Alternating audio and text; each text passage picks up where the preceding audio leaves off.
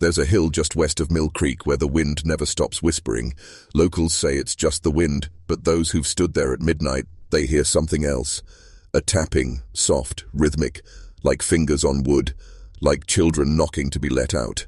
Before the town was ever called Buckthorn, before the war carved Missouri into bleeding halves, there was a house. A large, squat building surrounded by barbed brush and stubborn weeds. They called it the Halstead Farm, but it wasn't a farm, not in any true sense. No crops, no livestock, just children. And they came quietly, one at a time, some from burned-out towns, some from wagons that never reached their destination, some, it said, from families who were paid to forget. No one asked where they came from. No one dared, because once they arrived, they were never seen in the same way again. There were no school bells, no laughter, no birthdays, just silence, the kind that sticks to your bones, the kind that makes grown men cross the road. In 1862, war was everywhere. But this story isn't about soldiers. It's about something far colder.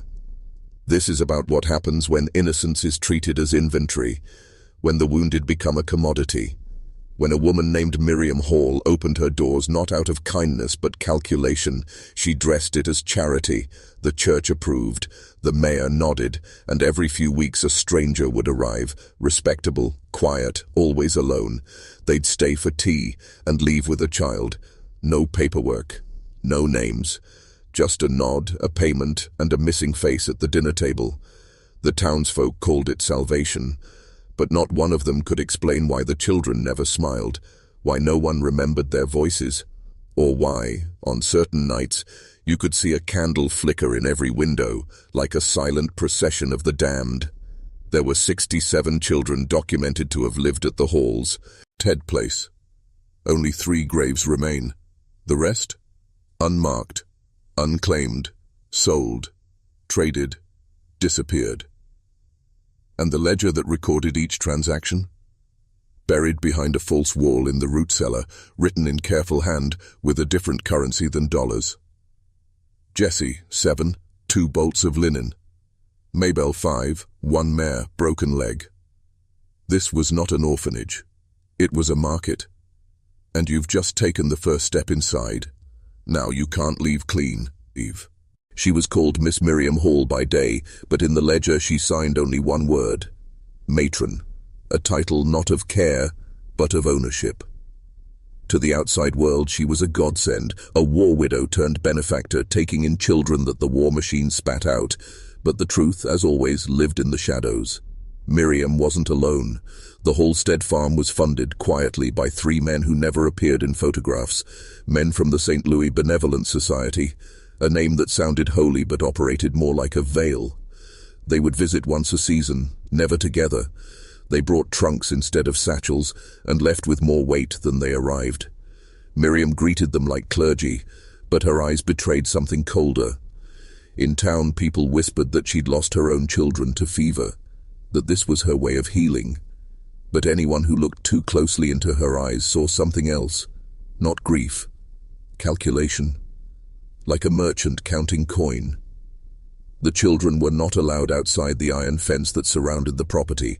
They were dressed in grey uniforms with no pockets, no shoes, and their hair was shorn short regardless of gender. Miriam believed identity was the first thing to break. Every morning a bell would ring, not to wake but to divide. Boys to the east wing, girls to the west. Speaking was forbidden, punishment was swift. A cane wrapped in tattered Bible pages sat beside every doorway, its edge stained dark. The children never cried out. They were trained not to, not by fear, but by demonstration. When one girl, Alice, age 9, tried to run, she was brought back in a cart. Her feet had been broken. She was not seen again. But the next morning, her dress was folded neatly on the porch rail, wet with something too thick to be water. It was a message, one no child would forget. And yet, they stayed silent, because they had nowhere to run. The matron kept no locks on the doors. She didn't need to. The fear did that for her. The war may have stolen their families, but Miriam Hall took what remained, their names, their will, their futures. She became their reality, and when they were ready, when their eyes stopped resisting, she would call for the next visitor, always a man, always alone, always wearing gloves. The trade would happen in the back parlor, no words, just coin and inspection. Then another empty bed, another dinner with one less bowl. And still, no one asked questions. Until one boy did, and what he uncovered was never meant to be seen. His name was Elijah. 11 years old, wiry, silent, with a stare that unnerved even Miriam. He didn't cry when he arrived, he didn't flinch when struck, he watched. That was his crime. He watched too much. Elijah had come from Kansas City after a wagon raid left his family burned beyond recognition. The story was typical. He arrived in the same way all the others did, through the back of a clergy cart delivered by a priest who never gave his name. But unlike the other children, Elijah had a memory like stone. He remembered the numbers carved above the parlor door. He remembered the smell of camphor when the buyers arrived. And he remembered the cold way Miriam gripped his chin, tilted his face toward the light and said, "Maybe not a beauty, but sturdy." Elijah waited. He kept quiet for weeks, pretending to break. He bowed his head during prayer, folded his hands, took his beatings without a sound. But every night after the bell rang and the whispers of sleep crept in, Elijah mapped the house in his mind. He traced the sounds, the footsteps that always stopped at the same two doors, the creaking floorboard just outside the matron's study, the metallic click behind the west wing fireplace. Then one night, after a storm shattered part of the northern wall, Elijah acted. While the others trembled under soaked blankets, he slipped into the hallway. Barefoot, breath held, he followed the sound of dripping water past the kitchen, past the empty nursery, until he found the door Miriam always locked twice. Only this time it wasn't locked. Inside was not a pantry, as she'd claimed, but a narrow staircase spiraling downward into darkness. He descended, slowly, each step colder than the last. At the bottom, a lantern burned low, barely illuminating what lay beyond. Wooden crates, dozens, some still marked with chalk-drawn names, others scratched out violently as if by finger. Nails and journals, stacks of them, not of scripture but of sales. Elijah flipped through pages and found dates, weights, behaviors, and final destinations. Jed, age 6, quiet, left eye lazy, Rutherford Estate, Georgia. Agnes, age 4, screams at night, shipped east, no return. Every child reduced to notes and numbers. He should have screamed. He didn't. He closed the book, turned to leave, and that's when he saw it. A dress, soaked, folded neatly, the one that belonged to Alice, and beneath it, a boot, small, filled with blood. Elijah had seen enough, but upstairs the matron was waiting, and she already knew someone had gone below. Elijah never made it back to his bed. The other boys awoke to an empty cot and a silence thicker than the storm outside, but they knew better than to ask. Questioning meant punishment, and punishment meant isolation, something far worse than beatings. In Holstead Farm, isolation didn't mean a locked room. It meant the cellar, and no one came back from the cellar the same. Elijah did return eventually, but not the same boy who had watched, mapped, and moved in silence. His eyes, once sharp and unflinching, now darted like a hunted animal's. He refused food.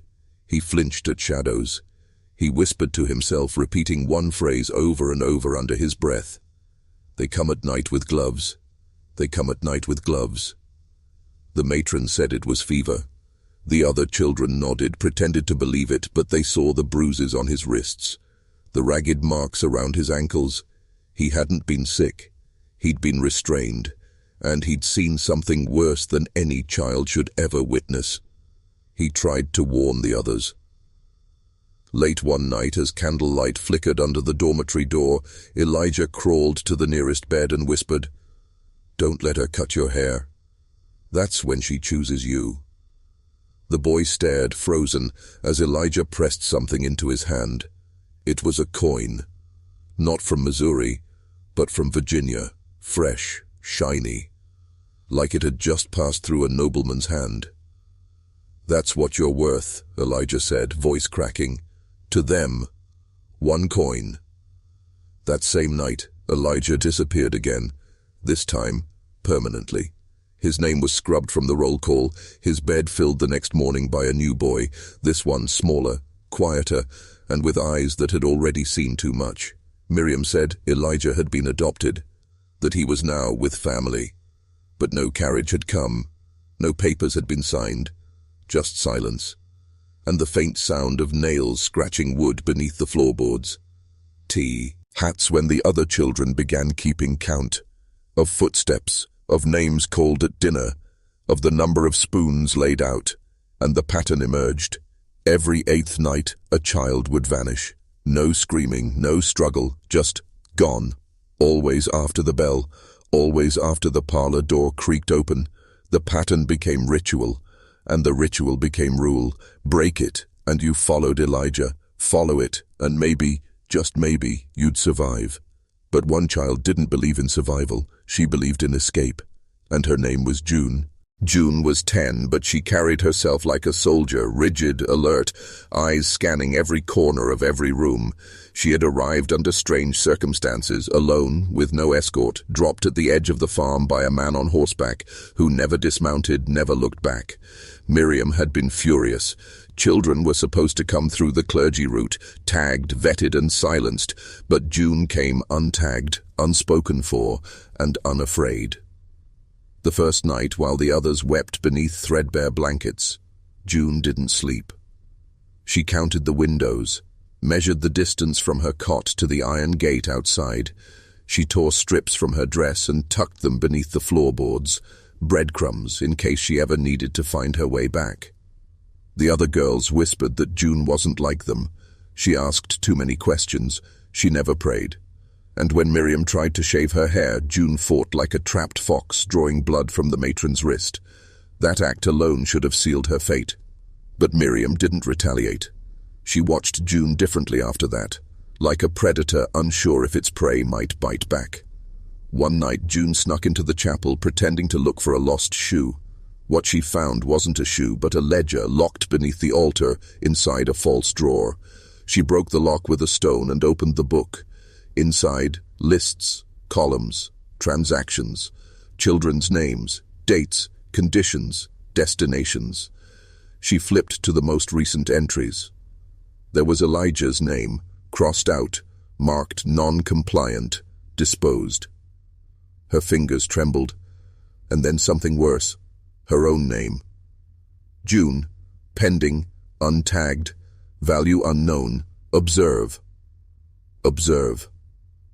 They were watching her, studying her. June knew she had little time. She took the ledger, stuffed it into the hollow of an old church pew, and covered it with cloth. Then she made a plan. She would slip out through the well shaft during laundry day. It connected to the irrigation trench behind the barn. From there it was a mile crawl to the fence, then forest. But before she could move, something happened. 2 buyers arrived, men with polished boots and gloves that gleamed under the oil lamps. One of them pointed at June without speaking. Miriam nodded. That night June's food was laced. She collapsed before the evening bell. When she woke, she was in the cellar, bound, alone, except for the sound of breathing behind the wall, breathing that didn't match her own. Someone else was there, watching, and they whispered her name. The cellar was colder than death and darker than sin. June's eyes adjusted slowly, but no walls could be seen, only a thick, endless black broken by flickers of movement just beyond her reach. The whispering hadn't stopped. Whoever was in the shadows with her wasn't just saying her name anymore. They were repeating lines, broken prayers, twisted into something profane. The blood is the bond, the child the seed, the promise kept in quiet deed. Again and again in a voice too brittle to be a man's and too cracked to be a child's. June pulled at her restraints. Rope dug into her wrists, slick with whatever had soaked the floor beneath her. The smell was rot. Not of food, but of things buried and forgotten. Suddenly, footsteps echoed above, measured, heavy. Someone opened a hatch in the ceiling, and a shaft of weak candlelight cut through the dark like a blade. It landed directly on June's face. "She's awake," said a voice, one June didn't recognize, male, cold. "Good. We'll begin after Vespers," replied Miriam. Begin what?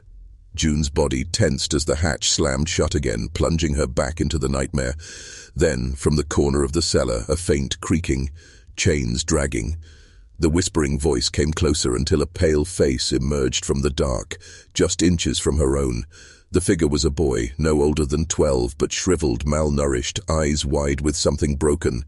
"They feed the roots," he said. "They bury us to make it grow." June didn't understand, but she listened. She had no choice. Under the floor, it's not just dirt. It's ash. It's them.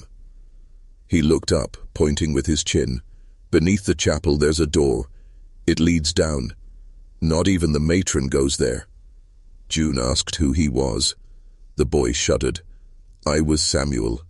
Before they changed me. Before they tried to make me forget." "Forget what?"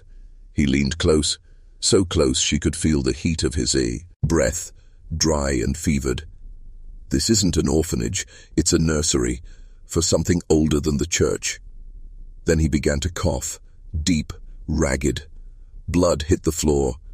In seconds he convulsed. June screamed, but no one came. The boy was dying, or being silenced. Either way, the room swallowed him again. June was alone, but not for long. The hatch creaked again. A rope ladder dropped, and a woman descended wearing ceremonial robes. Not Miriam, older, sharper, a high priestess of something unspeakable, and she was holding a blade. The blade wasn't for killing, at least not yet.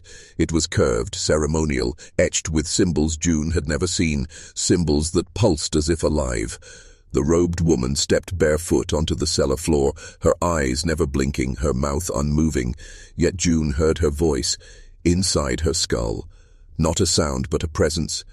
"You are unmarked," it said. "Unbound. That makes you dangerous." June's mouth was dry. She couldn't speak.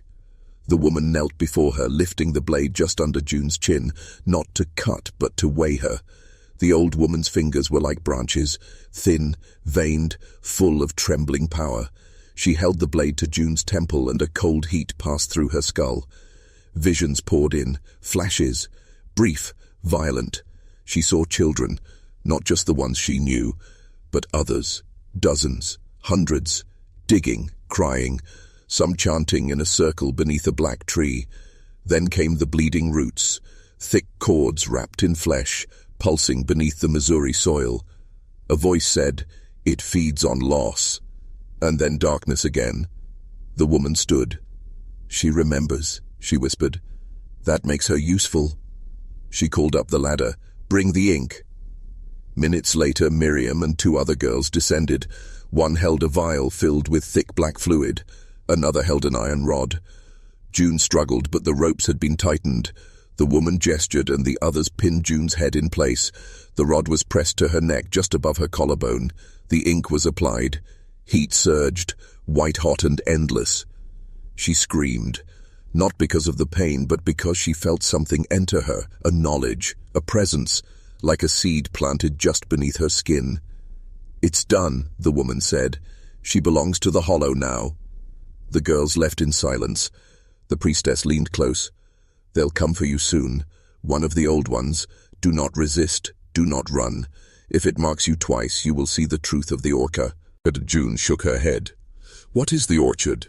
The woman smiled, a smile full of missing teeth and ancient pride. "Where roots become thrones, where the forgotten children rule in silence." Then, without another word, she climbed the ladder and vanished. June sat, marked and broken, alone in the cellar. But the whispering had stopped. The boy's body was gone, and something else remained.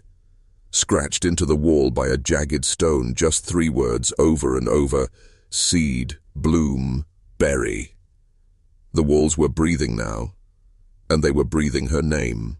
By the next dusk, June was no longer kept in the cellar.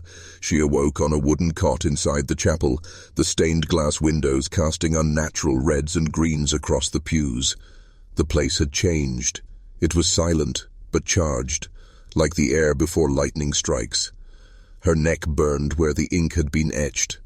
Beneath her skin she could feel it twitching, reacting. She sat up slowly. Around her, candles burned without wicks. no flame, just glowing orbs floating slightly above their holders. The chapel was empty, of people, but not of presence. Something watched. June stepped down the aisle toward the altar. It was not the one she remembered. The crucifix was gone. In its place stood a sculpture, twisted roots rising like limbs, cradling a figure with no face, its arms open, fingers stretched as if pleading or warning. June felt her legs move without her command. She approached. A voice behind her said, "They don't bury the dead, they offer them." It was a girl, Emma. Her face pale, her eyes different now, hollow. "You weren't supposed to see it yet," Emma whispered. "But it's better this way. It's cleaner if you don't resist." June turned to run, but the chapel doors were sealed, solid oak now, fused to the stone. "Where are the others?" June asked. Emma's head tilted. "You mean the ones still breathing, or the ones beneath?" She walked toward a trapdoor beneath the altar. "Come, they'll show you. They're always hungry, but they'll wait if you're polite." June didn't move. Emma opened the trapdoor.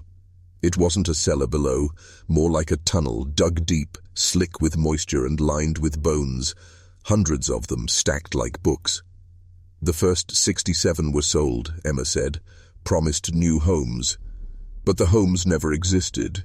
They were taken to the orchard, fed to the seed." "What seed?"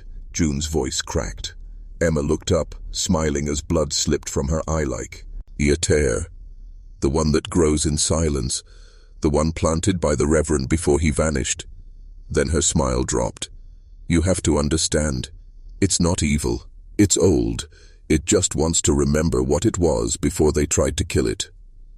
June's pulse pounded. Her mark burned. She looked again at the root sculpture. It was bleeding. Slowly, sap-like blood oozed from the wood. It pulsed with the rhythm of breath. And behind it, something was moving in the walls. June wasn't in a chapel anymore. She was inside something, living, watching. And now, waking. The moment June stepped backward, the wooden floor beneath her flexed like muscle. Not creaked, flexed. She gasped, heart pounding, every cell screaming to run. But there was nowhere to go. The chapel had sealed itself. Emma was gone. The trap door was gone. Even the windows no longer showed the Missouri dusk. Only darkness beyond, with the faintest suggestion of movement, like figures watching from behind a membrane of flesh. Then, a sound. Low, guttural, vibrating not in her ears but deep in her chest. A chant, layered, ancient. Words she didn't recognize but somehow understood. We remember, we reclaim, we root. The altar cracked down the middle, splitting apart like a wound, and from it rose a single vine, black and glossy, covered in thorns made from human teeth. It slithered toward her, not fast, not aggressive, curious. The mark on her collarbone glowed. The vine stopped inches from her chest and trembled as if sensing something. Then it pulled back. A voice filled the air. Not Emma's, not the robed woman's, a man's. Deep. Authority soaked in madness. You were not meant to survive the bloom. Yet here you stand, marked, unclaimed. June backed toward the wall. "Who are you?" she shouted. The voice answered, "I am the root that remembers, the seed that feeds. I was planted by blood, grown by lies. I am the orchard beneath your world." The floor split in long cracks, revealing tunnels beneath, tunnels pulsing with light, veins of fire running deep through the wood and bone. And then the vision came again. This time it wasn't flashes. It was complete. A boy being dragged from his bed in 1862. A woman whispering prayers as she lit a candle over an open pit. A stranger in priest robes smiling as he handed a child to a shadow with too many arms. The children weren't just sold. They were offered, as payment, as promise. The farm wasn't a lie. It was a contract. And it had never been broken. June collapsed, tears burning her cheeks. "Why me?" she cried. The voice answered, almost gently now. Because you heard them. The others heard too, and they buried them. But you listened. Behind her, the root sculpture creaked, shifting. A second face appeared beside the faceless figure, her own, etched in wood, weeping. The chapel walls tightened, the light dimmed. She wasn't just marked now, she was part of it, bound to something that didn't live, but remembered, and remembering was how it grew. They found her in the dirt outside the chapel at dawn, curled like a child, covered in scratches no one could explain. Miriam didn't ask where she had been. She simply nodded once, eyes flicking to the red welt still burning on June's collarbone. "The bloom has taken root," she whispered to the tall man beside her. Father Herrick returned from St. Louis with his gloves and his thin, sharp smile. "Good," he said. "Then the orchard will feed again." June wasn't taken to the cellar this time. She was led through a door she'd never seen before, hidden beneath the choir benches. It opened into a tunnel that smelled of iron and wet stone. The walls were carved, not by tools but by fingers, thousands of them. As they walked, she heard humming, low and childlike, echoing through the darkness. Then, cages, dozens of them. Children inside, silent, unmoving, eyes wide open but unseeing, like dolls with souls siphoned out. She whispered Emma's name, but none turned. They didn't even blink. Father Herrick stopped before a stone basin filled with thick black liquid. "These are the root-bound," he said. "Those who failed to bloom but were too precious to discard. We keep them for the seed's memory." He dipped his gloved hand into the blackness and flicked droplets onto June's forehead. It burned like fire but smelled like roses. "Now," he said, "you must see what this place truly is." He placed both hands on her head. A rush of images flooded her mind. Not visions, memories. Generations of them. Of the first offering, made by a starving settler mother in exchange for her child's life. The entity she summoned beneath the orchard soil. The pact sealed in root and blood. The children since, each sold not to homes, but to temples, rituals, experiments, sacrifices wrapped in scripture and silence. The Missouri Orphan Farm was never about shelter. It was about seed stock. June screamed. Cages rattled. One of the root-bound children turned its head for the first time and looked at her. Just her. "Run," it mouthed. Father Herrick stepped back. "She's seeing too much," he muttered. Miriam didn't respond. Her eyes were locked on June. Or exactly enough. June dropped to her knees. The chapel above was not a place of God. It was a nursery, and she had just become its soil. She woke in a bed too soft for anywhere on that cursed farm, wrapped in sheets that smelled like crushed lavender and old parchment. But her arms were tied, not with rope, but with thin living vines that pulsed faintly, warm like skin. Her collarbone throbbed beneath the mark. She was not alone. In the corner behind a sheer curtain, someone or something watched, breathing slow, intentional. She spoke, her voice hoarse. "Where am I?" A voice replied, and it wasn't Miriam, it wasn't Father Herrick. It was a woman's voice, but strange, like it had been formed from hundreds speaking at once. "You are in the root house, the place between worlds, the soil where silence blooms." June struggled, but the vines tightened gently, not hurting, just reminding. She turned her head and saw a wall covered in portraits, but the faces had no eyes, just smooth skin, as though the orphans had been painted before they were finished. The curtain moved. The watcher stepped forward. It was Emma, or something wearing Emma's body. Her skin was pale as candle wax, and her eyes were too wide, too dark. Her mouth never moved, but the voice filled the room again. "You left the bloom unfinished, sister, but the seed is patient." June shook her head. "I'm not one of you." Emma's body tilted slightly. "You are.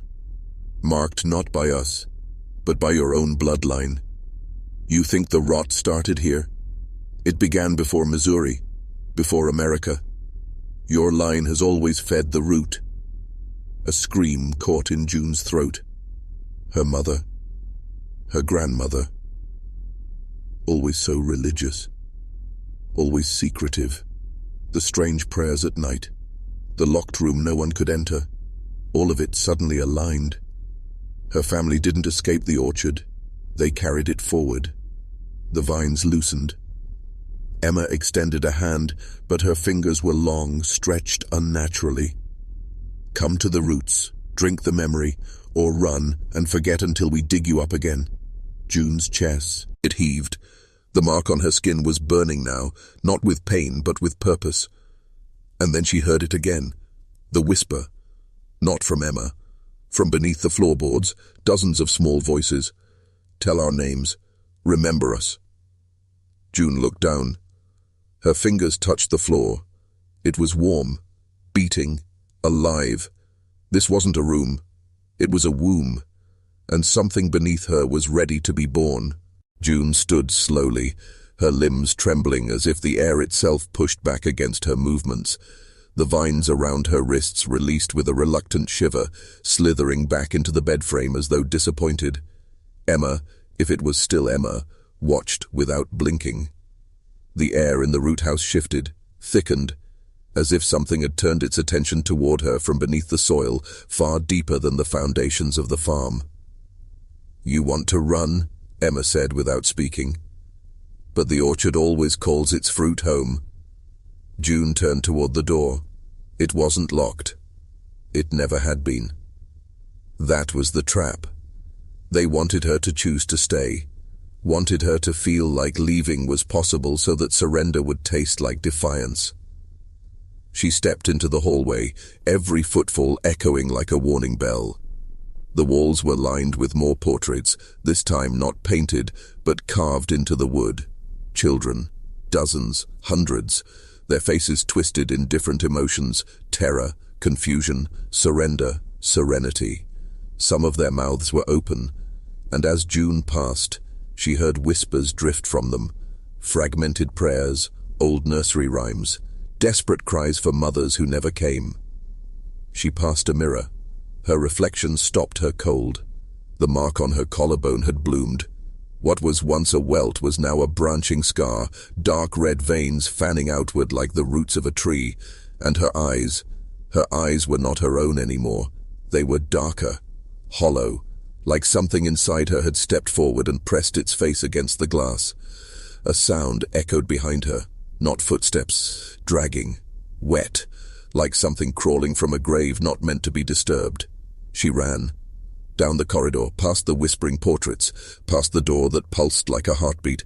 She reached the staircase and descended into the chapel's main hall, expecting moonlight through the stained glass. But the windows were blacked out, covered from the outside with soil. She was underground, no longer on the farm, but beneath it, somewhere older, deeper. In the center of the room was the altar, but it was not stone, it was bone. Child-sized femurs and ribs, fused together, polished smooth by generations of use. And kneeling before it was Father Herrick, hands raised high, speaking a language made of roots, decay, and secrets. He turned, smiled. "Welcome home, daughter of the orchard. We've been pruning you for generations." June froze, her pulse thundering in her ears like war drums beneath a cathedral floor. Herrick's voice had changed. It was deeper now, layered with something ancient, something crawling. "You were never outside it," he continued, rising to full height, robes rustling like dead leaves. "You were the seed we buried in plain sight." She wanted to scream, to run, but her body betrayed her. The mark on her collarbone pulsed in time with the room, and her legs moved forward slow and unwilling, as though the roots beneath the chapel reached up and guided her steps. She scanned the altar. There were names etched into the bone, not carved, burned. Names of children long gone. Some were familiar. The missing girls, Emma, the twins, even Charlotte. But there at the top, written deeper than all the rest, was her own name. June Lydia Whitlock. She hadn't been added. She had always been there. Herrick moved behind the altar and lifted something from its center. A book, bound in hide, veined like living skin, the Orchard Codex. This farm was never about charity, he said. It was a covenant, between the forgotten and the ancient, between soil and sacrifice. He opened the codex, pages whispering like dead tongues. 67 bodies, 67 offerings, but we need 68, the final root, the one born of both worlds, outsider and inheritor. June's voice was barely hers. You lied to all of them. Herrick shook his head. No, June, we freed them. From poverty, from abandonment. We gave them purpose. You've only forgotten yours. Behind him, the altar split with a groan. It opened downward, revealing a tunnel choked with roots and flickering with candlelight. From its depth came a stench, a mixture of wet soil, old blood, and something like fruit left to rot in a sealed box. Go down, he commanded, or we will bring the orchard up. The ground shook. Dust fell from the rafter. As the portraits on the chapel walls began to weep sap-dark tears, from the tunnel whispers rose, dozens of tiny voices chanting her name. June, June, June. Herrick extended the codex. Sign your lineage, accept the bloom, finish the orchard.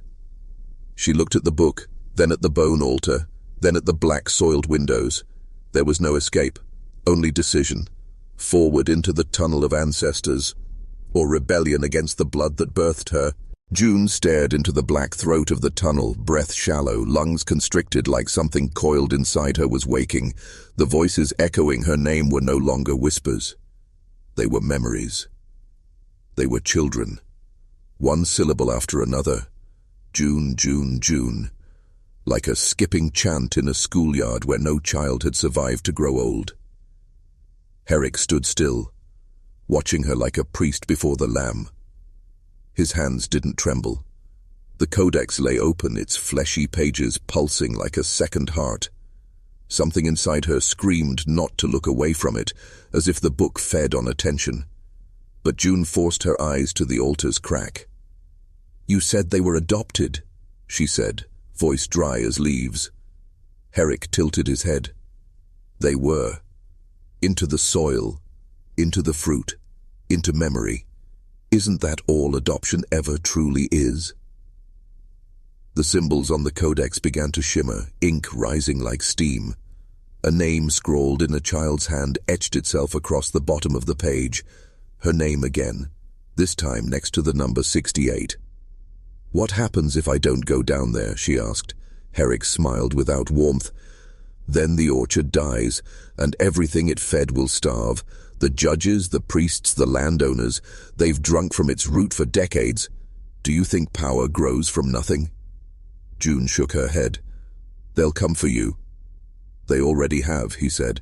They came in uniforms, with clipboards and clean shoes, but none of them left. This place changes the faithful. June stepped closer to the tunnel. The soil around it pulsed with a heartbeat. From the darkness below she saw movement, small, twitching, pale arms reaching up not to grab her, but to welcome her, guide her. Like siblings lost in a storm, finally seeing the one who never came for them. Her feet touched the edge. The cold shot up her legs. Herrick whispered, Say the words, June. Say the binding. Her mind screamed at her to resist, but her mouth opened, unbidden, forming syllables she did not know she knew. Not English. Older, something that had no place in books. The light in the chapel dimmed, the stained glass cracked, and as she spoke the final syllable, the tunnel opened wide, not just downward, but inward through her bloodline, into a secret no one was meant to wake. The orchard had waited. The last bloom was ready. The fall wasn't physical. June didn't tumble downward into the tunnel like a girl swallowed by dirt. She fell through moments, through echoes. Every heartbeat was a door slamming open. She saw flashes, a rusted crib under moonlight, apples hanging from a tree even in winter, a man in priestly robes whispering into a coffin filled with dolls. Her body remained upright, but her mind sank into the roots of something that had fed for generations. Below the chapel, the tunnel opened into a vast chamber carved from clay and bone. Walls stitched with children's shoes, ribbons soaked in something dark pinned to wooden beams, candles, thousands, burned low on every surface, their wax catching words scrawled into the walls like prayers or curses, and in the center, the pit. round, silent, alive. The children, 67 of them, stood in a ring, eyes empty of pupils, skin the color of ash. Their lips moved, but the sound was not heard. It was felt, like vibrations in the stomach before vomiting. They spoke not in sorrow but in summons. They were not asking for help. They were telling her she was late. Herrick had followed, standing just outside the ring, holding the codex. "These are not ghosts, June," he said. "They are not dead. Not exactly. They are intention made flesh. You know them. You always have." She couldn't speak. She couldn't look away. The pit throbbed with a pulse older than her family name. The children's chant grew stronger, forming a single word that wasn't English, but she understood it nonetheless. Home. She took a step forward. The codex floated from Herrick's hands, pages flipping on their own. The last page was blank. Then it wasn't. A cradle drawn in blood. A seed beneath it. June's name again, but this time crossed out. Replaced. With a name she didn't recognize. A child's name, not born yet, but promised. "You are the next gate," Herrick said. "The orchard needs roots. We all plant what we can." June turned to run, but the tunnel had sealed behind her. Only the pit remained, and the children. She wasn't here to learn. She was here to choose, sacrifice or silence, plant or perish. She had always wondered why the land remembered pain longer than joy. Now she knew. The soil feeds best on the screams of those who should have been protected, and it never forgets the taste. She staggered backward, but the ground beneath her wasn't ground anymore. It pulsed like flesh, warm and hungry. Each footprint she left behind in the chamber seemed to close behind her, as if the earth were swallowing any trace of escape. The pit in the center gurgled once, a deep, wet sound, like something ancient waking up. And then the whispering began again, but now it came from inside her head. It wasn't voices. It was memory. Someone else's. Flashes of life, not her own. A child running through the orchard at dawn, barefoot and giggling, unaware that the trees were watching. A priest pressing a hot iron into the back of a boy's neck. A woman blindfolded, forced to sign a document with her blood. June clutched her skull, trying to shove the visions out. They weren't stopping. The codex, now hovering mid-air, slammed shut with a sound like a coffin lid. Herrick didn't move. His face was blank, reverent, as if witnessing a long-awaited resurrection. "You don't belong to yourself anymore," he said, eyes locked on the pit. "You were chosen long before you were born. The land marked your bloodline for this. Your grandmother was the last to refuse. She paid dearly." And then it came, the moment she'd dreaded. A hand rose from the pit, small, pale, fragile, but wrong. The fingers bent in unnatural ways. The nails were too long. It was a child's hand in form only. It beckoned her. Behind her, the 67 children began to hum. Not a song, a frequency. Something that scratched at her ribcage from the inside. She dropped to her knees. "Why me?" she whispered. "Why now?" Herrick only smiled. "Because the bargain must be renewed. Every century. A life for the orchard, a soul for the roots. You're the last of your line, and the pit is hungry." A sick realization washed over her. This wasn't about keeping children alive. It was about feeding something old, something that demanded youth, innocence, promise.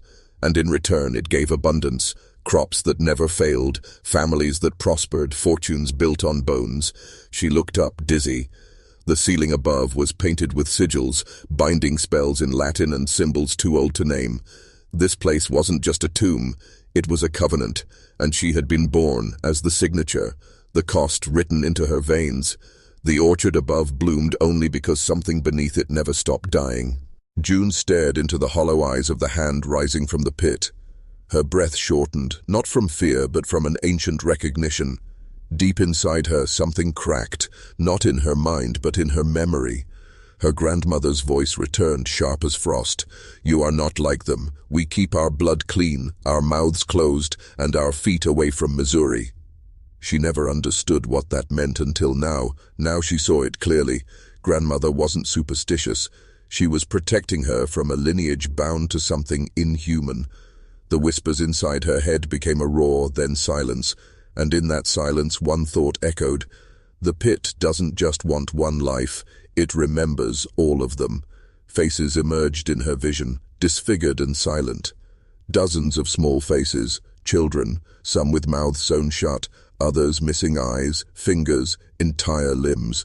These were the 67, not buried, not passed on, held, bound, used. Their suffering was currency, their pain ritual. They hadn't died, they had been distributed, across bloodlines, into contracts, into power. Missouri's elite, the judges, the bankers, the orchard barons, they all traced their influence to this farm. And the cost had always been the same. Children delivered to the land in exchange for dominion above it. Herrick was pacing now, muttering phrases in an unbroken tongue. June realized he was not just a caretaker. He was a conductor, a vessel channeling an ancient machine of flesh and soil. The codex burst open again and the room shifted. Gravity turned sideways. Walls dissolved.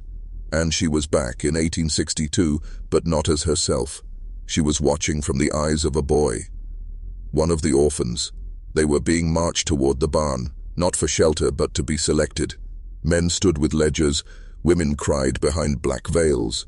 Each child was priced, bargained, and once chosen, led through the orchard, always at night, always in silence. No one he ever returned. The vision broke. June collapsed. "You can't keep doing this," she gasped. "It ends now." Herrick looked down at her, pitying. "My dear, it never ends. This isn't horror, it's agriculture." He pointed upward toward the surface. "Every apple, every ear of corn, every perfect harvest, they are fed with blood like yours." She clawed at the floor, the sigils burning her skin. She could still run, she could still escape. But then she heard it. A sound more horrifying than all others. A child's voice behind her whispering, "Stay, be like us. It's warm here." And something inside her wanted to obey. She turned slowly, unwilling, her body no longer entirely her own. Behind her, standing just past the edge of the summoning circle, were children, not alive, not dead, just preserved. Sealed in the moment of their abandonment, their betrayal, their last breath. One girl in a tattered blue dress with curls crusted in dried blood reached out a translucent hand. "It's better if you forget," she said, her voice 1,000 voices layered on top of each other. "No more pain, no more searching." June felt tears she didn't know she still had. She remembered this girl's face, smeared on one of the few surviving tintypes from the archives. Eliza, age 6, vanished from this farm 163 years ago. June whispered, "I found you." The girl smiled, but not with joy, with hunger. "Then you belong to us." Behind Eliza, dozens more gathered, their forms flickering between past and present. Their eyes all locked onto June, not begging for help, not reaching for rescue, watching, judging, weighing. Behind her, Herrick raised the codex high, chanting now in a deep, throaty tone that didn't belong to any living language. The air grew thick, breathing became work. The walls began to bleed, not with liquid but with memory. June saw flashes of each child's final moments. Needles, stones, ropes, suffocation, darkness. She screamed, but no sound came. Her voice was swallowed by the very air, the same way theirs had been. "Why?" she mouthed. "Why would anyone do this?" Herrick stopped chanting, closed the book, and answered like a teacher correcting a child. "Because suffering is the only currency that never devalues. Their pain makes men gods." He gestured to the children. "They are the foundation. And you, June, you are the mortar." The circle beneath her began to glow white-hot. Her skin blistered where it touched the floor. She tried to crawl away, but the air held her like cement. Eliza knelt beside her, eyes glassy. "You asked for the truth. The truth costs." And then June remembered something from the Codex, a phrase she'd skimmed over, thinking it metaphorical. The door swings both ways, but only the marked can turn the key. She was the marked. Her blood, her lineage, descended from those who started this. The first seller, the first price. She wasn't an outsider. She was a continuation. The pit didn't want to consume her. It wanted her to serve. And as her vision blurred into shadows, one question remained. Had she come here to expose the truth, or inherit it? The light went out, not just from the room, but from June's consciousness, and in the dark something ancient stirred, coiling itself around her like smoke. When she woke, the sun was rising, or at least it looked like morning. She was back in the main hall of the orphanage, now empty, quiet and hollow, as if it had never been disturbed. No children, no blood, no Herrick, no Codex. But her hands were burned in the shape of the sigil she'd stood in. She staggered outside, expecting the storm, the graves, the chaos, but the world looked untouched, like she had never entered the chapel at all. Except now, she could see things differently. Shadows moved where they shouldn't. The farmhouse looked smaller but more alive, breathing in the wind like lungs. She wasn't sure how much time had passed. Her phone had no signal. Her car was missing. In the silence, the words Herrick said played over in her head. Suffering is the only currency that never devalues. And then she saw them, fresh graves, not the old ones. These were new, unmarked, at least 10 of them. The soil hadn't been here when she arrived. She knelt beside one, and her hand sunk in like the earth welcomed her touch. She pulled it away, and there, just under the dirt, was a child's shoe. It was modern, canvas, blue, like the ones a girl was wearing at the gas station, one of the kids who had vanished this year. So the disappearances hadn't stopped. They'd evolved. And somehow June was now part of it, not just as a witness, but as a keeper, a guardian of the threshold. Her fingers itched. She looked down at her hands, and in her right palm, without knowing how, she was holding the Codex. It was bound in black hide, humming like it was alive. It opened on its own, pages flipping until they landed on a single phrase. "The vessel remains until the cycle returns." And underneath, in handwriting that wasn't hers, but felt familiar, "You are the vessel." June staggered back. She was supposed to be the breaker of this curse, not the host of it. She screamed into the empty sky, but there was no echo, only stillness, only silence, and the slight giggle of a child coming from the house behind her, not playful, knowing, cold. "Welcome home," it whispered. June turned slowly toward the house, her breath hitching in her throat. The doorway was wide open now, not broken, not forced, inviting, like it had been waiting for her return. The Codex throbbed in her hand like a second pulse, and though every instinct told her to run, her feet moved forward, drawn by some gravity that wasn't hers. Inside, the house was no longer decaying. It had been rebuilt. The wallpaper was clean, floral patterns blooming where there had been rot. The staircase gleamed with polished oak. A clock ticked softly on the mantel. The air smelled of fresh bread. Laughter floated through the halls, children's voices, singing a lullaby she'd never heard before but somehow knew the words to. It was wrong, all of it, like walking into a memory that didn't belong to her. She stepped into the parlor and froze. Sitting in the armchair was a man in a black suit, clean-shaven, neat hair, face waxy like porcelain. His eyes were too wide, too calm. "You've been chosen, Miss Langley," he said softly. "The house recognizes its own." "I didn't choose this," she whispered. He smiled without warmth. "No one ever does. Not at first."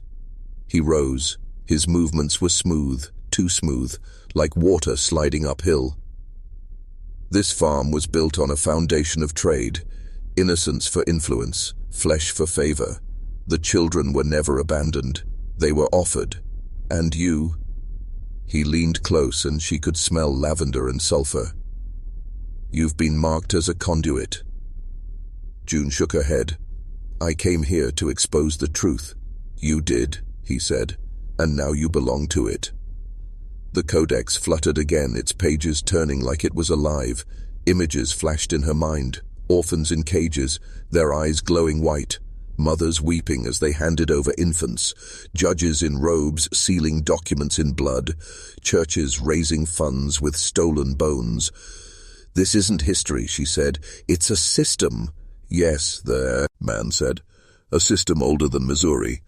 Older than the Republic. Older than mercy." Suddenly the walls pulsed.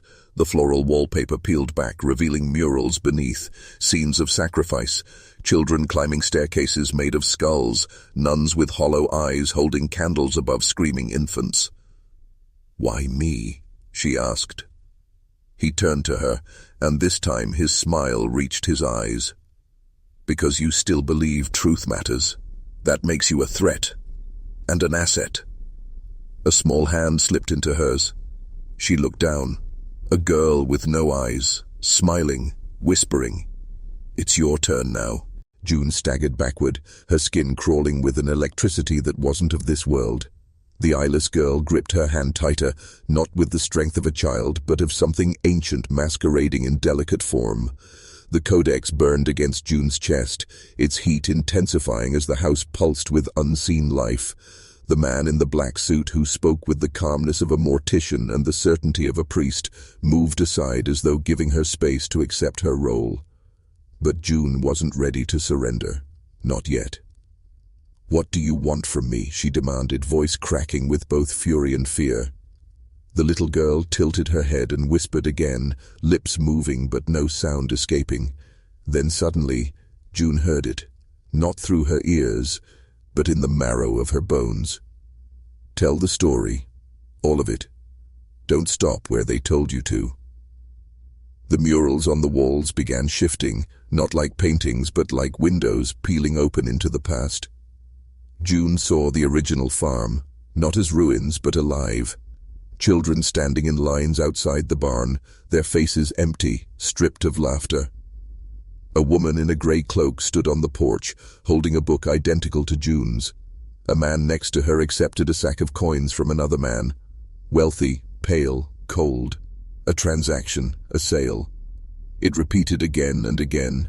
Not an orphanage. A marketplace for human souls. "These weren't adoptions," June whispered. "They were acquisitions." "Precisely," the suited man said. "America needed labor. Influence, obedience, and the church provided the raw material." The eyeless girl reached up and pressed her tiny hand to June's forehead. Her mind exploded with visions. Ledgers scrawled in Latin, contracts signed in ash, rituals held beneath stained glass. Children trained not for education but submission. Punishments disguised as discipline. Entire lineages wiped clean of identity, turned into useful tools. "Why show me this?" June gasped. "Because you asked for truth," the man said, "and now truth asks something in return." The floor beneath her shimmered. She saw the children of 1862, every single one of the 67, lined up, silent, staring at her, their eyes black, not with evil, but with pain long buried. A voice, hers, but older, deeper, spoke from within. "To break the cycle you must complete it. To escape the system you must walk through it." June fell to her knees. She realized she wasn't just uncovering the history, she was reliving it. And she wasn't the first. The codex was a key, but also a collar, and the more she read, the less of herself remained. June tried to scream, but the sound never came. Her breath turned to steam in the air, curling like ancient script. All around her, time slowed or perhaps fractured, scenes overlapping like torn pages in a forbidden ledger. The children weren't just staring at her anymore. They were mouthing something in unison, something rhythmic, rehearsed. Words from the codex. "We were promised heaven, but built into cages." Their voices layered atop one another, spectral and stifled, like echoes buried alive. The man in the black suit watched her with cold fascination, as if waiting to see whether she would break or awaken. "Every generation," he said softly, "produces one who remembers." June crawled toward the altar in the center of the room. The old woman's journal, the codex, and the letter from 1873 all pulsed with the same energy now, a cursed resonance humming beneath her skin. She turned to the man. Why not just burn it all down? Why keep it alive? His lips curled into something like pity. Because memory is more effective than fire. Fire dies, but memory breeds obedience. The eyeless girl stepped forward again. This time she spoke out loud. We were taken by men who looked like fathers. We were sold by women who claimed to be mothers. They cut our names from our mouths and fed us the names of the ones who paid. June shivered. Her mind flooded with fragments of documents she had found over the years, hidden away in university basements, marked as irrelevant. Adoption forms signed in dead languages. Census records that repeated the same children under different names across different towns. This wasn't just one farm, June whispered. It was a template. The prototype, the man corrected.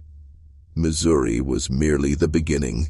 His hand swept through the air, and suddenly the room darkened further.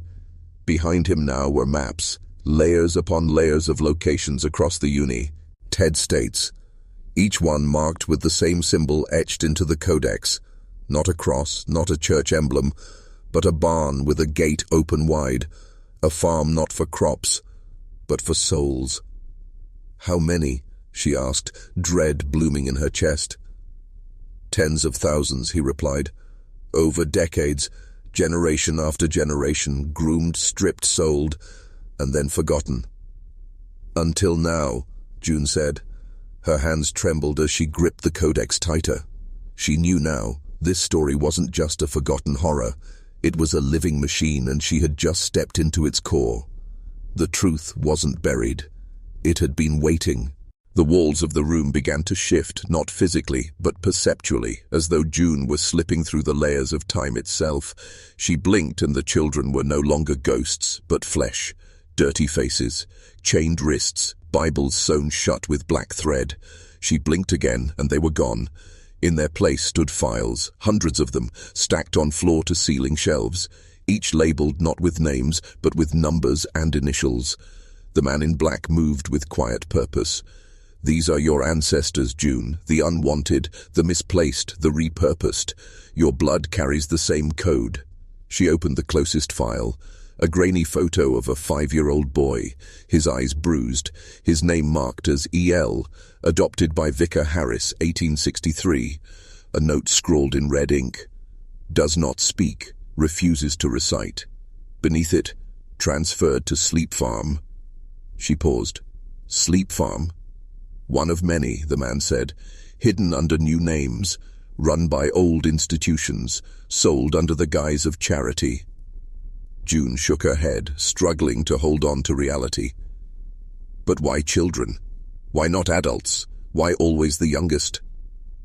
Because a child's memory can be rewritten, but their fear remains. Fear is a more obedient teacher than hope. He stepped aside and gestured toward an old wooden desk. That one belonged to Sister Magdalene, the first matron of the Missouri farm. She was not a nun. She was a handler. June approached slowly. Every surface of the desk was carved with scratches. Not doodles, not names, tallies, one by one by one. Hundreds, maybe more. She opened the top drawer. Inside, a single black ribbon and a silver key. She felt her throat tighten. What does this open? She asked. The man in black smiled. Not what. Who? He stepped toward a wall and pressed the key against a stone etched with that same barn symbol. The stone clicked, slid open, revealing a narrow staircase descending into pitch dark. Ness. The farm was only the beginning. The true work was done beneath. June hesitated. Something deep inside her screamed to turn back, but deeper still, something older, blood-bound and silent, pulled her forward. She took the key. She stepped into the stairwell. Behind her, the man whispered, "You were never meant to leave, but you were always meant to remember." And then the wall slid shut, sealing her in. June descended into the black. The air changed, no longer musty with age, but dense, almost wet with the scent of iron and salt. The stairs creaked under her boots, whispering the same rhythm over and over again. One of them, one of them, one of them. She gripped the walls to stay upright, fingertips grazing symbols carved into stone. Not Christian, not pagan, older, hungrier, a language of punishment, not prayer. At the bottom, the stairway spilled into a narrow corridor. It was cold, unnaturally so. Her breath hung in the air like smoke. A single light bulb flickered ahead, buzzing faintly, swaying though there was no breeze. She reached it and paused. Before her stood an iron door. It bore the same barn emblem, but burned into the metal. Below it, a single phrase in Latin. Dormientes servi. Sleeping servants. She turned the key. The lock fought her, groaned like it hadn't moved in 100 years, then finally gave way. The door opened with a sound like bones grinding in a coffin. Inside was not what she expected. No laboratory, no archive, a nursery, cribs, dozens of them, all arranged in a perfect circle. In the center an altar, not for worship but for transfer. Her stomach turned. Symbols painted on the floor with old blood. Chains bolted to the crib rails, blankets stitched shut. She moved to the altar. A book sat there, hand-bound, covered in child-sized handprints. She opened it. Each page was a record. Birth dates, locations, marks of behavior, not names, subjects, numbers. The entries began in 1862. They didn't stop. 1901, 1938, 1977. The last one, 2005, subject 67A, female, age 6. Transferred from Missouri. Adoptive family, revoked. Status, reactivated. Below that, one word in red ink, June. She stumbled back. Her hand flew to her chest. That cold weight. She unzipped her coat. Beneath it a scar, one she'd had since childhood, now glowing faintly beneath the skin. Not a scar, a brand. Her pulse raced, the air thickened. Behind her one of the cribs creaked, then another, then all of them. She turned. No wind, no movement, just sound. They were waking up. The man in black's voice echoed faintly in her memory. You were never meant to leave, but you were always meant to remember. She realized then, this wasn't a haunting. It was a relay. She hadn't come to uncover history. She'd come to inherit it. June backed away from the altar, her breath shallow, her hands trembling. She didn't know whether she was still underground or beneath something much older, older than the land itself. The cribs rattled again, not violently but with precision, the way trained soldiers might signal readiness. Then came the whisper. It wasn't in her ears, it was in her bones.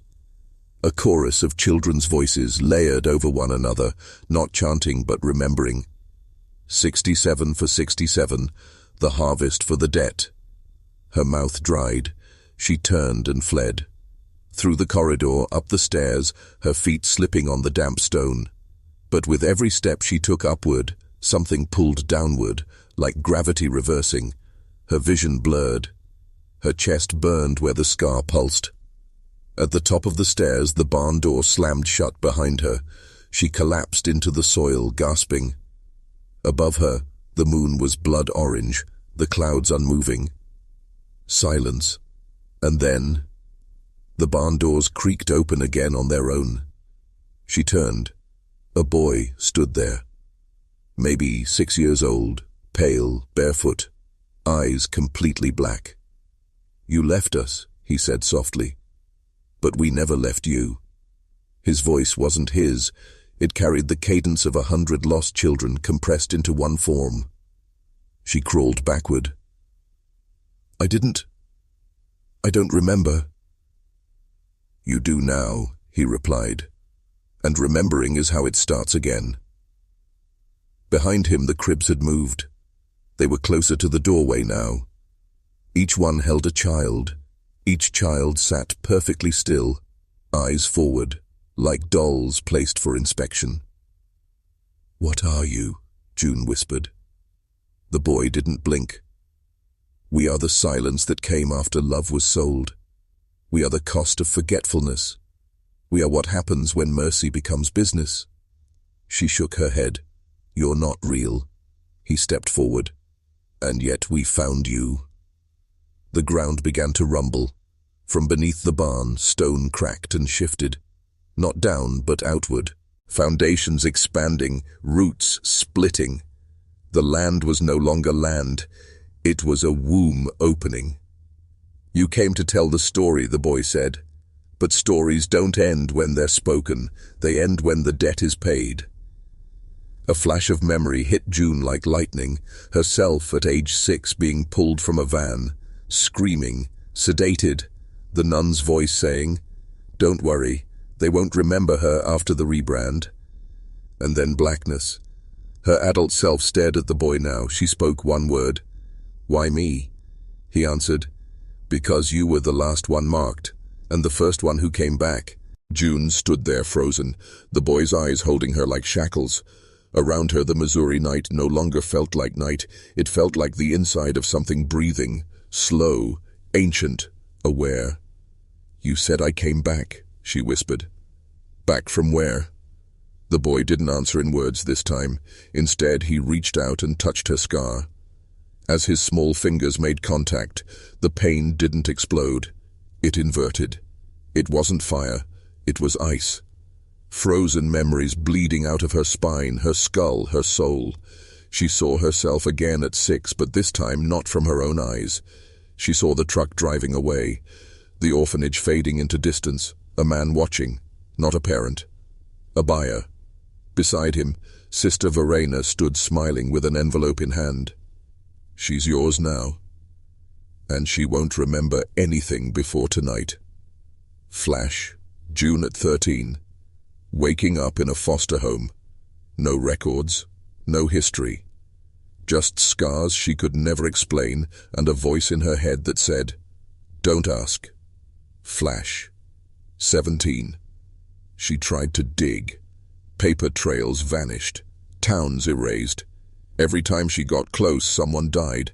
Her last caseworker, Mr. Weller, found drowned in a creek 2 days after giving her the name Glendale. And now, she was standing on the land where it all began. The boy lowered his hand. "They built the system on forgetting," he said. "But the earth never forgets."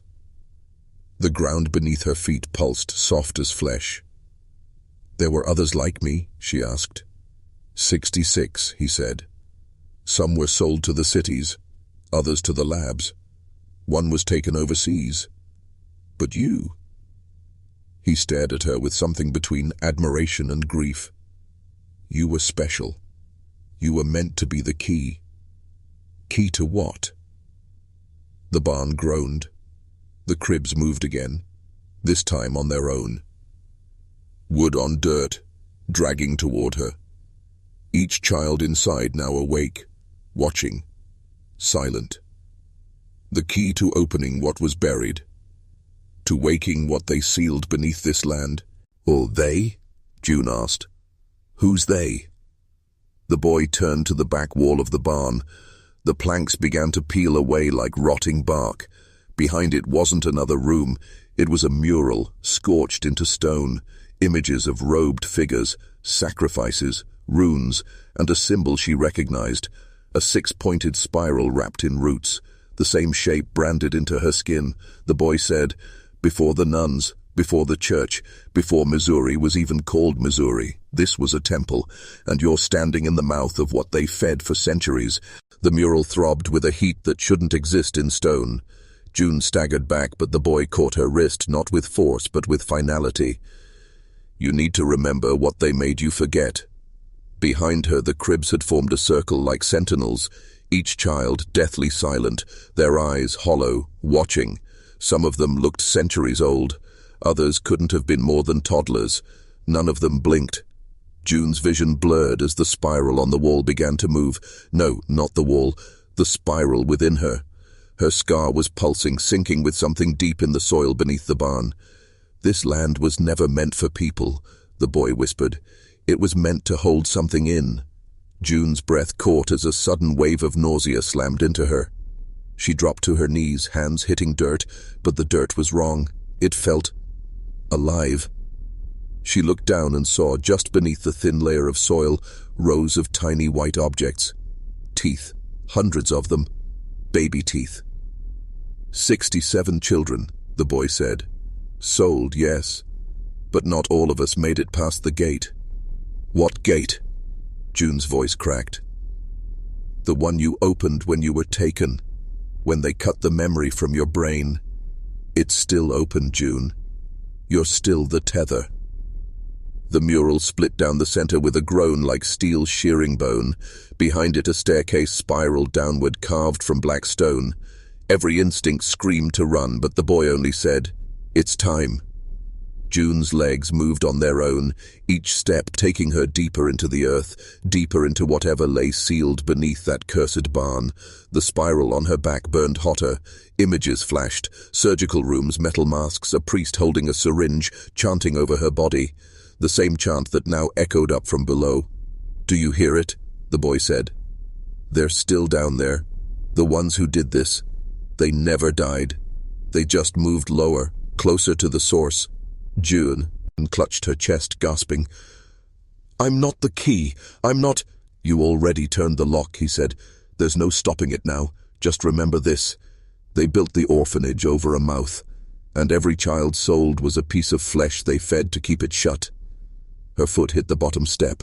Before her, a stone chamber, and in its center an altar, and something tied to it, still breathing, still human, barely, and wearing her face. The figure on the altar shivered, then twitched as June stepped closer. Lantern light, low and red like smoldering coals, revealed what she didn't want to see. It wasn't just someone who looked like her. It was her. Her face, her body, her scar, but younger. Pale, skin thin like paper stretched too far, mouth sewn shut, eyes darting beneath bruised lids, fighting REM sleep. June stumbled backward, her hands trembling. "What is this? What am I looking at?" "What they kept of you," the boy said, his voice distant. "The part they removed to make you forget. Your original self. Trapped in the moment you were sacrificed." June's stomach twisted. "But I'm real. I'm here." "Yes," he said, stepping beside her. "And so is she. Because they split you, half to remember, half to forget. It's how the gate stays sealed. As long as you never reconnect, the hunger sleeps." The chamber's stone walls pulsed with wet breath. The floor trembled beneath her boots like it resented her presence. The altar had shackles, rusted but wet like they'd just been used. All around the room were symbols she couldn't read, but that her bones seemed to understand. "What if I wake her?" June asked, her voice hollow. "Then you'll know what they buried.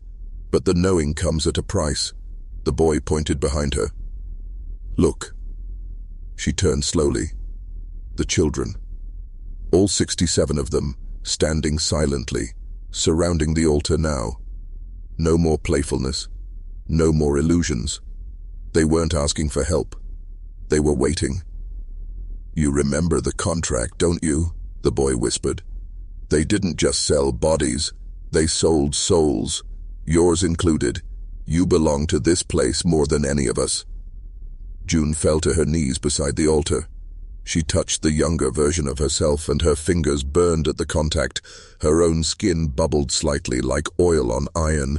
The girl flinched in response. "She's still in there," June whispered. She's still alive." The children leaned forward in unison, hands clasped, eyes fixed. "You can merge again," the boy said, "but once you do, there's no turning back. The seal will break, and the thing underneath won't be fed anymore. Then what happens? It wakes up." June felt her heartbeat slow, aligning with the pulsing of the altar, the breathing walls, the chanting in her blood. This was the moment. All her memories, all her nightmares, had brought her here. The mirror version of her opened its eyes, and June saw what they had hidden. The girl's eyes were not human. They were black, completely, impossibly black, But within that void danced flickers of memory, agony, birth, death, fire, contracts and shadows signing names with blood that still screamed centuries later. The altar cracked, not loudly, not violently, just a hairline fracture, subtle like the first sign of a great dam preparing to shatter.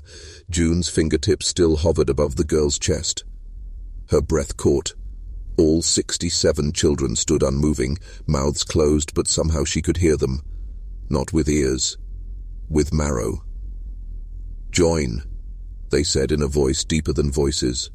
"Merge." The boy stepped closer now, but his face looked older, too old, wrinkled, rotting at the edges. Maggots crawled at the corners of his lips, but his eyes remained young and full of grief. "They fed it with you, June. Every version of you, over and over. You were the only one who survived. That's why the contract demands your return. It wants the final piece." "What is it?" June asked. "The thing beneath the house." "It's not a thing," he answered. "It's them, the ones who built the first church in blood, before the settlers, before the Shawnee, before time was recorded. They're not dead. They're waiting. You were their last supper." The altar girl convulsed again. Her sewn mouth began to tear, black threads snapping one by one. Blood dribbled from the corners like ink. Her eyes never blinked. June remembered now, all of it. The first night, the nun who whispered spells into her cradle, the priest who marked her chest with oil and bone, the tunnel below the chapel where they called it baptism, but held her under too long. "It's not memory," she said, clutching her head. "It's possession. They didn't want me to remember. They wanted me to host." The boy nodded. "And now you've brought it full circle." Suddenly a scream rang out.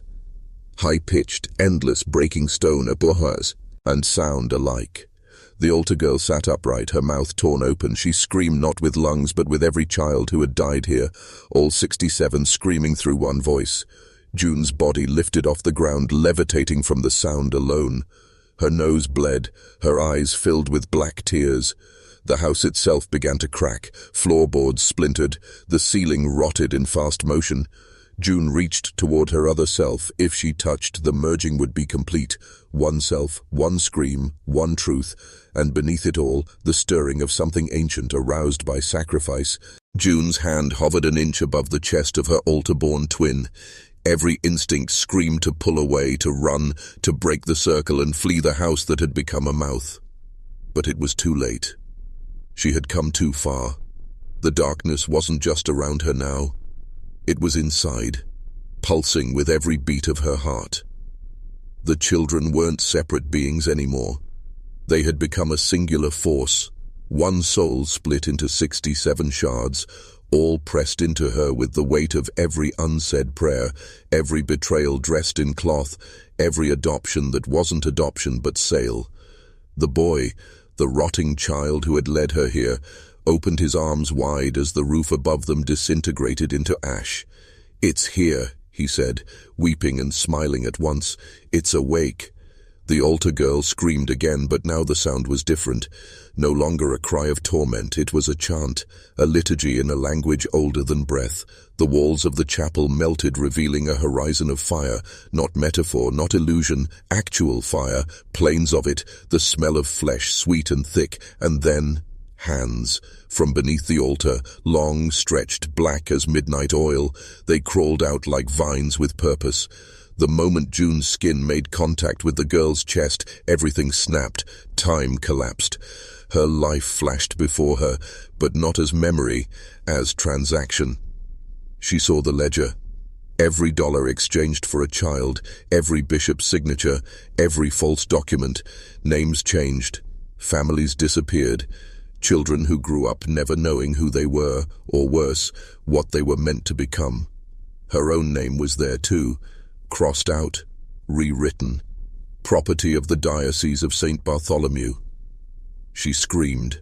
The altar girl opened her eyes, now June's eyes. The two selves merged, and the knowledge hit like a flood. She was never just June. She was iteration 67, the final vessel. And now, The contract was fulfilled. The house trembled. Flared. Beams exploded into splinters, and from beneath the cracked foundation, something impossibly large began to rise. June turned to the boy, but he was gone, vanished like a whisper. The children were silent now, smiling, waiting. As the floor gave way and June was swallowed whole into the pit below, she finally understood. This wasn't a rescue, it was a resurrection. The orphan farm had never been a farm. It was a forge, and tonight it had finished its work. There is no language for what emerged from beneath the ruins of the orphanage, no scripture that dares to name it. It rose not as a creature, but as an accumulation of secrets, of silence, of children whose souls had been bartered like wheat. It didn't walk or crawl. It unfolded, as if time itself were being reversed, every beam and stone and bone clicking into place around it like armor built from centuries of betrayal. And at its core, June. Not the girl, but the memory of what she had been. Her face stretched across its surface like a relic worn thin by prayer. She saw the world through 1,000 eyes, every child lost to the Missouri soil. And with each breath, she remembered everything, the rituals, the auctions, the holy orders cloaked in doctrine, every priest who signed the pact, every family who turned away, every stranger who paid in coin and was paid in silence. She was no longer human, she was evidence, and now she was awake. Across the county, dogs howled, bells rang in churches with no bell towers. Graves split open not from rot, but from guilt. Those who had fed the system, the judges, the mayors, the men who had once blessed the orphan farm with government grants and whispered deals, they felt it first. Not fear, not regret, recognition, because they too were part of it, and now the debt was being collected. At 3:06 a.m., the first child returned, a boy named Caleb who had vanished in 1863, aged 9. He walked barefoot through the living room of a man who had once signed off his adoption papers. The man was 94 now, dying of some forgotten disease. But when Caleb stepped through the wall, whole and smiling, the man began to scream, not in terror, but in relief. "You came," he wept. "You remembered." Caleb took his hand. The house vanished. Not burned, not destroyed. It simply ceased to exist. All that remained was a patch of soil where flowers never grew, and far above something watching. The forge was active now, and its children were loose. But they weren't seeking vengeance. No. They were fulfilling a pattern, a return. Because what had been started in 1862 was never meant to end, it was meant to replicate. And across Missouri, across America, in forgotten corners of churches and state files, the next 67 names were beginning to glow. The sky didn't crack open. There was no lightning bolt, no fire from above. The end never announces itself with spectacle. It arrives like a memory, long suppressed. And in 2025, as developers prepared to build luxury homes on the ruins of the orphan farm, their equipment stopped working. Batteries drained, blueprints vanished. And then came the sound, a lullaby no one had sung in over a century, echoing from the earth, a child's voice, clear as glass, singing to the dead. One by one the crew walked away. Some wept, some fell to their knees, not out of fear, out of recognition. They had heard this before. Somewhere deep in their bloodline, their ancestors had stood in that same field, had signed papers, had buried truth beneath tax breaks and sermons, and now the past was crawling back through their DNA like roots reclaiming stolen ground. On the 7th night, a storm hit the site. Winds tore through steel and flesh alike. When it cleared, all that remained was a stone, black, polished, carved with 67 names. Names no one had documented, names that appeared in no census, no birth records, no grave plots, but they were real. Because you could feel them, standing just behind you whenever you dared look too long into that darkness. And here's what's worse. These children weren't unique. They were prototypes. Missouri was just the beginning. There were farms in New Hampshire, houses in Georgia, schools in California, underground churches in Illinois, and every one of them had their 67. Some took more, some took less.